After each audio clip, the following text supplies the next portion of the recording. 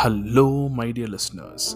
My name is Kishore Ganesh, and in this episode of the Vocal About Visuals podcast, I'll be sharing my frustration at the draw at West Ham that Arsenal brought upon themselves. This is not the usual movie pod, but it is about an event that has as much, if not more, drama, entertainment, and feeling as movies do. And that, as you know by now, is sport and specifically football. So strap in and give my vent a listen if you fancy it.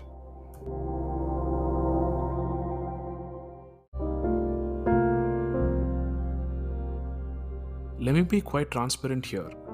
I had a pretty rough day yesterday, but it didn't begin like that. The day began quite happily, and I was thinking that I would end yesterday on a pleasant note with watching Arsenal comfortably getting past West Ham and it becoming a decent and fitting embellishment to a decent day. However, just like my day, Arsenal's, which began like a dream, didn't quite turn out to be the way that we intended.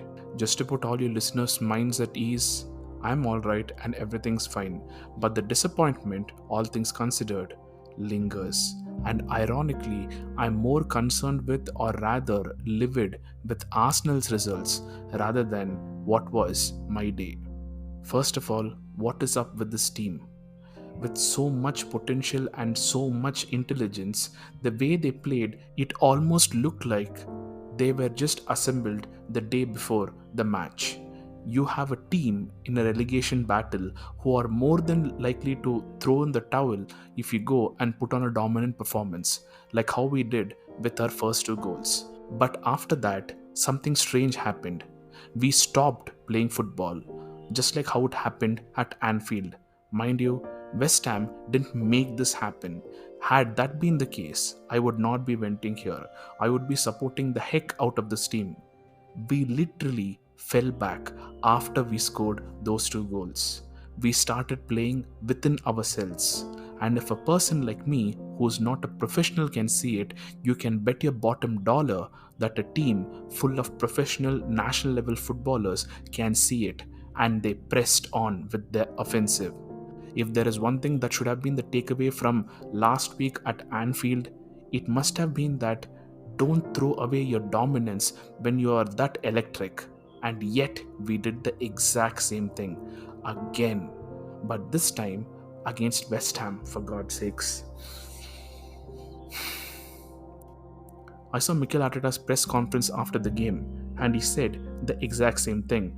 We did not go for the third and the fourth goal, and we played within ourselves, even if not in those exact same words. Now, my question is, if Mikel Arteta is not telling this to the team, then under whose instructions is the team playing the way it is? Does this have something to do with the leadership group consisting of Jesus, Odegaard, Saka, Holding, Zinchenko, and Ramsdale? Is the leadership group having a huddle with the team saying post two goals we will play them out? I mean, even Man City don't do that. Even Madrid don't do that. Not after 10 minutes with 80 more minutes left to play. One of the main reasons why Man City have been so dominant is, apart from the talent, the money, the coaching, the level, they are 100% ruthless. They are like bloodhounds which have found a scent, but instead of blood, they have a scent for goals. How often have you seen City score 4 and then 5 and then 6 goals? In a match, they have gotten 2 to 3 goals in the first half. They don't do this nonsense of playing within themselves. They go out there and kill. And what do you think that does to everyone who ever has to play them? It leaves them with a sense of dread that before we even think about winning, we have to save ourselves from the humiliating loss that could very likely happen. So, in effect, that's two objectives, not one, before the two teams ever even face each other. If ever. The 5 goals, 6 goal scorelines are like heads on the pikes of old when conquering kings impaled the heads of people from conquered lands and left them there because they understood the terror it caused in the minds of everyone who hears that story. Has anyone heard about Dracula lately? Oh, there is a literal movie called Renfield right now in the theaters? Got it. So the message sticks, clearly. Now, Coming back to Arsenal, I have so many questions here. Who is in charge of the strategy shift? Who is in charge of the attitude shift after we score two goals and have put on a performance that is so dominant that teams are getting blown away in the first 20 minutes? This dominant performance is followed by atrocious game management, which is appalling to witness. These people who are responsible for the strategy and the attitude shift are the ones who need to be coached. And if it is one of the coaches themselves, they need to be retrained. If this attitude shift is being caused by the players, they need to be put on a time out and explained what is happening here. Another mind boggling thing that I witnessed was, why are we delaying matches? What is the deal with the delaying tactics? Why are we doing it from the beginning of the second half? And the worst part is, we are not even good at it. We pick the wrong times to employ them and are worse at applying them. If you are good at playing that electric flowing football, why are you not doing that, Arsenal? Ben White delays a throw in the 46th minute or something in the West Ham game. Free kicks are taken in a delayed manner. Around the 47th minute, Gabriel looks like he's going to take a free kick and then steps around the football so that Ramsdale can come over and take it. This is the beginning of the second half, man. What are you doing? Slowing down the game when you're just one goal up. Get the ball up quickly and try to score the third and the fourth. Then you do all of this. Next up, let's go a bit more in depth about the players here, because, well, frankly, I have to. What is happening with the right hand side, specifically Saka? Starting with Saka, man, I understand he's a one in a million talent. He's a superstar. He's the star boy. No question about any of this. He has single handedly done a lot more for this team than a lot of quote unquote senior players who have since been dumped out of the club. But this is not happening. He has been invisible, utterly invisible in Anfield, and in this game, the problems continued. Yes, he makes a good contribution to the first goal, but what else after that? Nothing major comes to mind. I'm sorry, but I'm not a tactical genius when it comes to the game. I am only a fan who watches football, but the Anfield performance and this performance are not befitting of someone in a team that is going for the title, let alone a superstar. And then comes the penalty miss. It is the rotten icing on a rancid cake of a performance.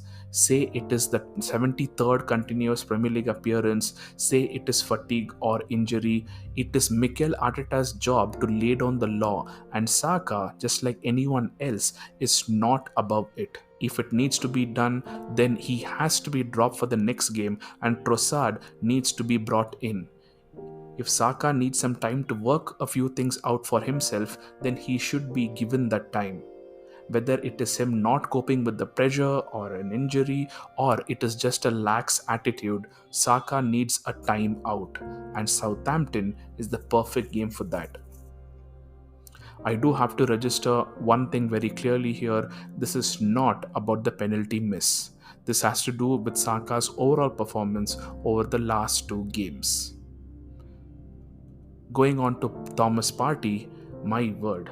For a guy who even Anfield couldn't face, he looked terrible in this game.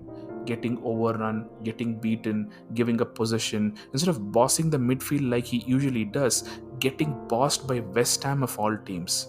This has been his worst performance, accounting for even the times when he was playing with heavy injuries. Atrocious. Plus, I don't think we as a team won any headers in the midfield.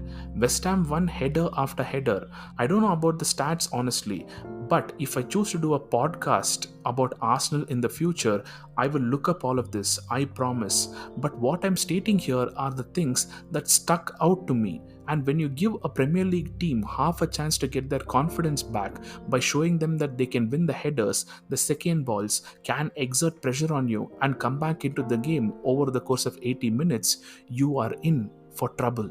I'm compelled to do this podcast because I'm a fan some 11,000 kilometers away.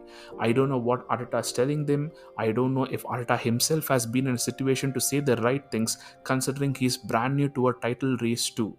I don't know what the players are thinking, and I don't know what the strategy within the coaching team slash player groups are. But somehow, some way, we need to communicate the importance of this title to not just Arsenal, but to the entire ecosystem of football, to the Premier League. It is a chance to prove that a team built the right way can achieve all the glory too.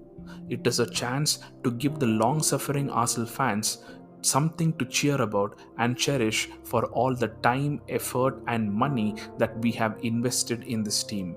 We need someone to take the reins and guide this team over the line, but unfortunately, maybe we are too little too late for that, because this result has come about in such a frustrating manner and such an inopportune time. Sorry for ending on a downer, but it has been a downer of a performance.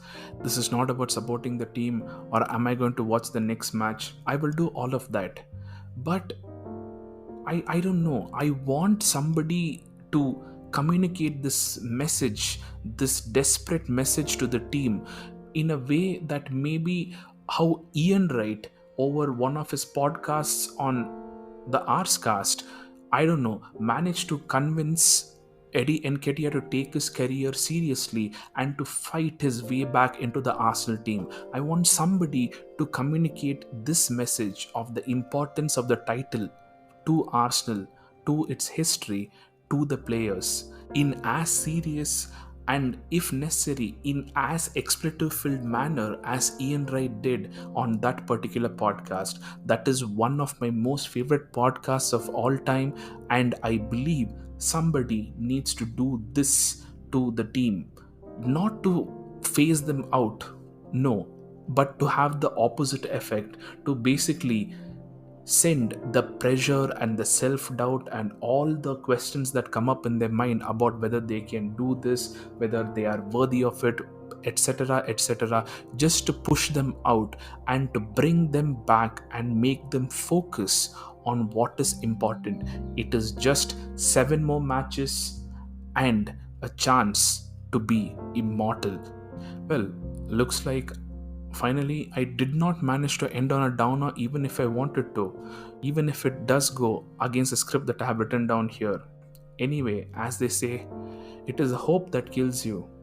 But in this case, maybe it is the hope that keeps me smiling. I just pray and hope to the footballing gods that they have to side with fairness for once and give Arsenal all the luck in the world so they can go and engineer a miracle somehow. Once again, my name is Kishore Ganesh. This is the Vocal About Visuals podcast, and thank you, my dear listeners, for your time and for listening. And in case of this podcast episode, this is especially true because this is not your usual movie podcast, but rather a vent about Arsenal's performance. And if this is not a cup of tea, I apologize in advance. I will have more movie, TV, and animated podcasts coming up very, very soon. But thank you for sticking with me through this episode and also throughout my podcasting journey. Thank you and talk to you soon. Bye bye.